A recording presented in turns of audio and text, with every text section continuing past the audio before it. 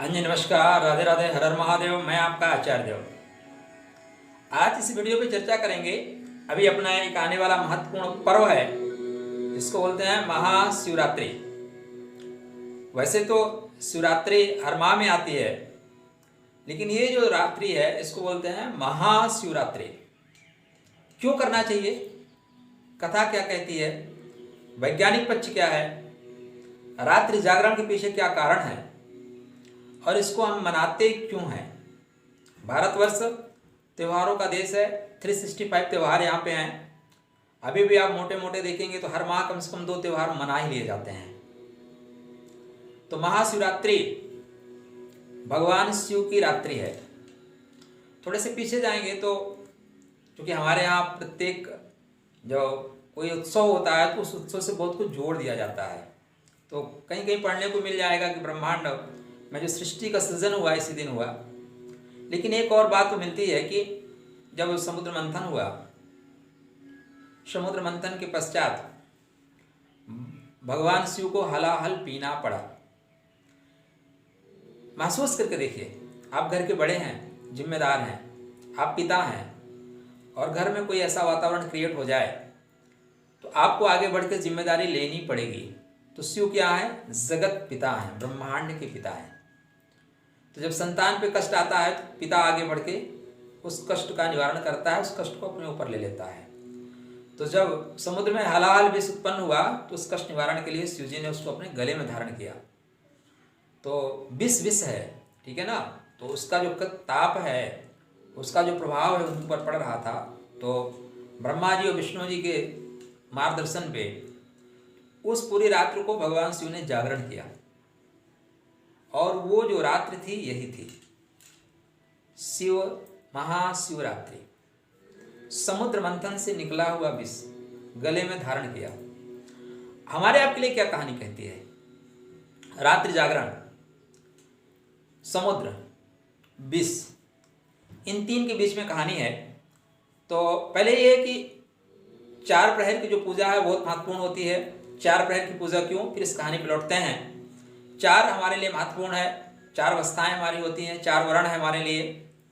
और धर्म अर्थ काम मोक्ष, ये 4 चीज़ों की संकल्पना लेके हम आगे बढ़ते हैं। तो जो रात्रि है, रात्रि का विशेष महत्व है अपने आप में, क्योंकि ज़्यादातर संसार में सृजनात्मक जो चीज़ें होती हैं रात्रि में होती हैं। धरती में बीज जो अंकुर आता है वो भी रात्रि में ही आता है। तो जब गहन अंधकार होता है तभी प्रकाश का जन्म होता है।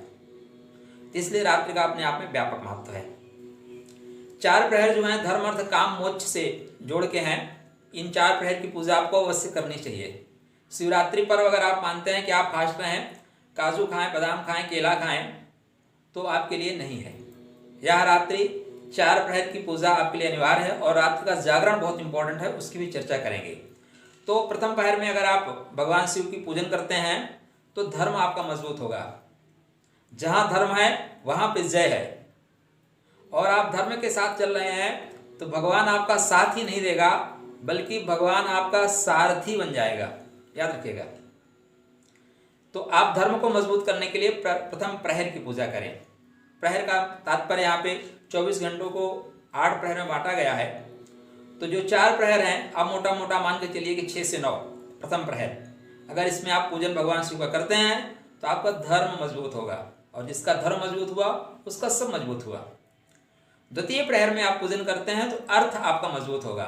और जिसके पास अर्थ नहीं है, यस्य टका नास्ति सा टकटकायते, इसलिए अर्थ के लिए भी द्वितीय प्रहर में आपको पूजन करना चाहिए।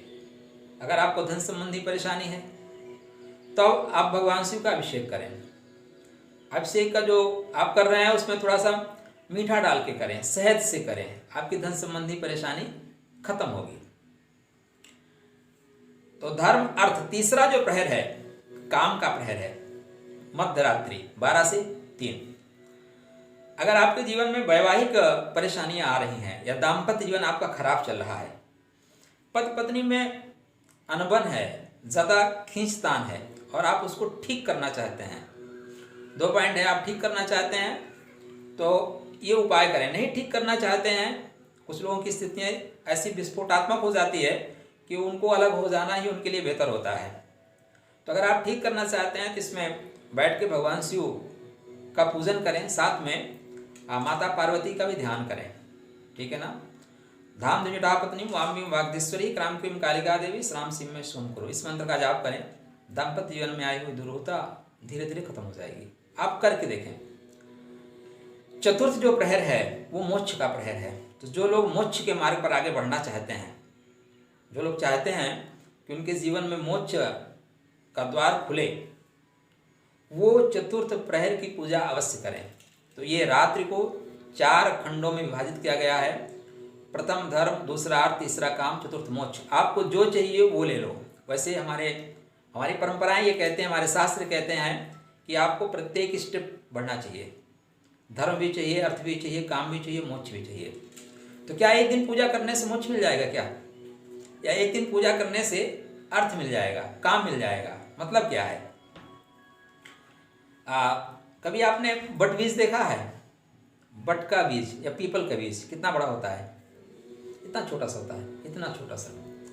आप कल्पना भी नहीं कर सकते कि उस बीज से इतना बड़ा वृक्ष जो है बनेगा, पुष्पित पल्लवित होगा। अगर बीज के अंदर ही विश्वास ना हो कि वो धरती में जाके इतना बड़ा बीज बनेगा, या वो अपने आप को धरती में जाने के लिए मना कर दे, तो वृक्ष नहीं बन सकता।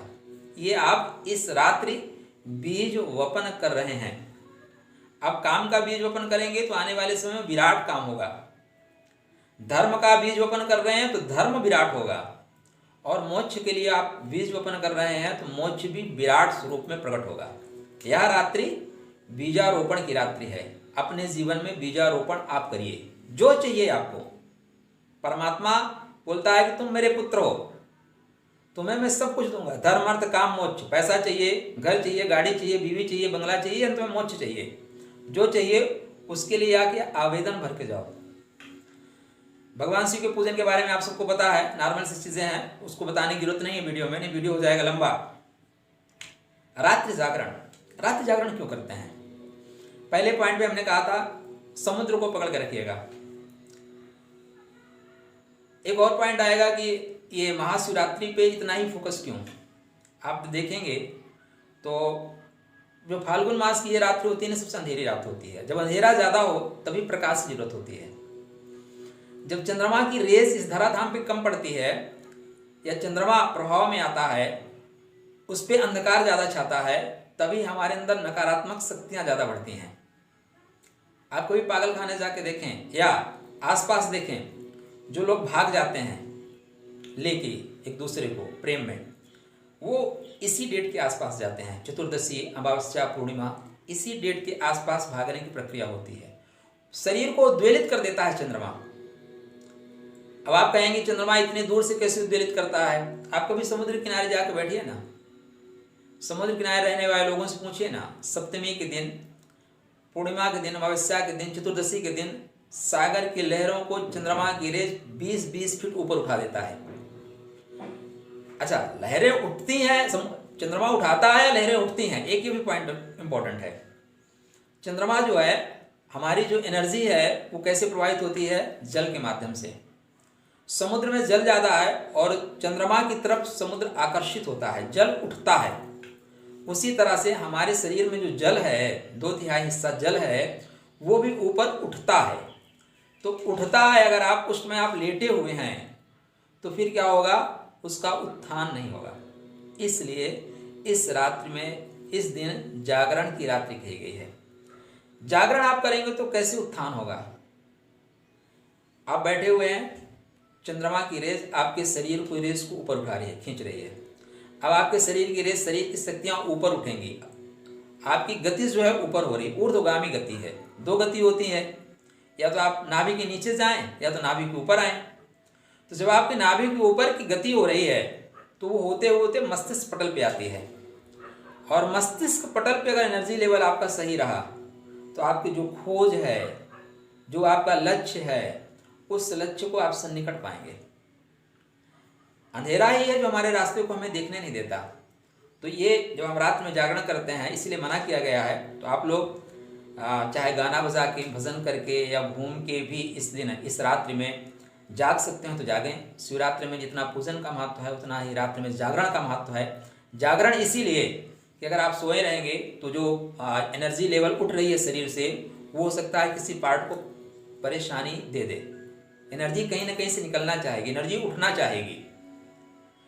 अगर वो एनर्जी सही तरीके से नहीं आपको संचालित कर पाते तो आपको परेशानी देगी। इसलिए इस एनर्जी को सही तरीके से लगाने के लिए, सही ढंग पे आपकी बैटरी चार्ज हो, उसके लिए आपको रात्र में जागरण करना आवश्यक है। अगर आप जागते हैं तो आप देखेंगे कि आपने बीज वपन कर दिया।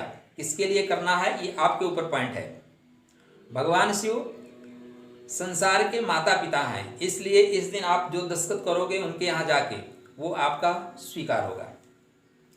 कथा, एक तो ये कथा है। दूसरी कथा है कि भगवान शिव का जो स्वरूप है इसी दिन उसका प्रकटीकरण होता है। शिवलिंग का प्रकटीकरण इसी दिन होता है। इस दिन भी महाशिवरात्रि मनाई जाती है। एक कथा और आप लोगों ने पढ़ी होगी, शिकारी और मृग वाली। हाँ, पढ़ी है आप सबने, उसको बताने की जरूरत नहीं है। तो वो जब शिकारी होता है उसका हृदय परिवर्तित हो जाता है। एक अपने परिवार के लिए, अपने कुटुंब के लिए, आत्मीय लोगों के लिए इतना बड़ा बलिदान, और एक मैं, तो ये जो है पर्व लोगों से जुड़ने का है, अपनी भावनाओं को सदमार्ग पर बढ़ाने का है। यह पर्व शक्ति संचय का है। यह पर्व बीज वपन का है। अगर आप रोग पीड़ित हैं, शोक पीड़ित हैं, तो आप इस दिन बैठ के महामृत्युंजय मंत्र का पाठ करें। अन्य दिन की अपेक्षा इस दिन किया हुआ पाठ आपको लाभ करेगा। एक होता है लोक अदालत, एक होता है नॉर्मल अदालत। लोक अदालत में फैसले उसी दिन हो जाते हैं। तो यह जो पर्व है यह लोक अदालत है। इस दिन भगवान शिव के पास आप अर्जी लगाओगे और फटाफट काम आपका हो जाएगा। नॉर्मल अदालत में जाओगे तो समय लंबा लगेगा। पूजन का सिंपल सिस्टम है। जो कुछ भी है, भगवान भाव देखता है, भगवान मंत्र नहीं देखता। अगर आप अपने भाव से पूजन करते हैं तो कोई किताब रख के किताब पे कंसंट्रेट होगा, भगवान पे कंसंट्रेट नहीं होगा। तो आप भाव से पूजन करें। परमात्मा किसी मंत्र के भूखे नहीं हैं, परमात्मा सिर्फ आपके भाव के भूखे हैं। और पत्रम पुष्पम फलम तोयम, जो कुछ भी है आपके पास, जो कुछ है उसको प्रेम से आप समर्पित करो परमात्मा को, परमात्मा स्वीकार करेगा। वो सोने की थाल नहीं चाहते, वो सोने के पुष्प नहीं चाहते। जो कुछ भी है, भगवान शिव से सरल देवता दुनिया में कुछ नहीं हो सकते, कोई नहीं हो सकता। आप एक लोटा पानी चढ़ाइए वो प्रसन्न, बेर चढ़ाइए वो प्रसन्न, बेर चढ़ाइए वो प्रसन्न। गांवों में परंपरा है चना अभी नया नया पैदा होता है, चना चढ़ाने की, आम्र मंजरी चढ़ाने की। जो कुछ भी संसार में मिल सकता है उसको स्वीकार करते हैं, क्योंकि आपके पिता हैं। आप अपने पिता को कुछ भी दो, पिताजी स्वीकार कर लेते हैं, और वो संसार के पिता हैं। तो आप जो कुछ भी पत्रम पुष्पम फलम तोयम, जो कुछ भी दोगे वो आपका स्वीकार करेंगे। तो यह महाशिवरात्रि आपके लिए कल्याणमय हो। रात्रि जागरण की है, जागिएगा जरूर। इस पर्व पे अपने लिए आप बीज जरूर बोना। वो बीज आपका अपना चॉइस है, धर्म का होगा, अर्थ का होगा, काम का होगा या मोक्ष का होगा। लेकिन एक यकीन मानिए, अगर आपने बीज बो दिया तो अगले महाशिवरात्रि तक वो बीज धीरे धीरे आगे बढ़ना शुरू होगा और आने वाले वर्षों में वो वृक्ष का स्वरूप धारण कर लेगा, जिसकी छत्र छाया में आप स्वतः को सुखी अनुभव करेंगे, आपका कुटुंब सुखी अनुभव होगा। तो इस पर्व को एक अवसर के रूप में बनाएं। आप सबके लिए हर हर महादेव। ओम नमः।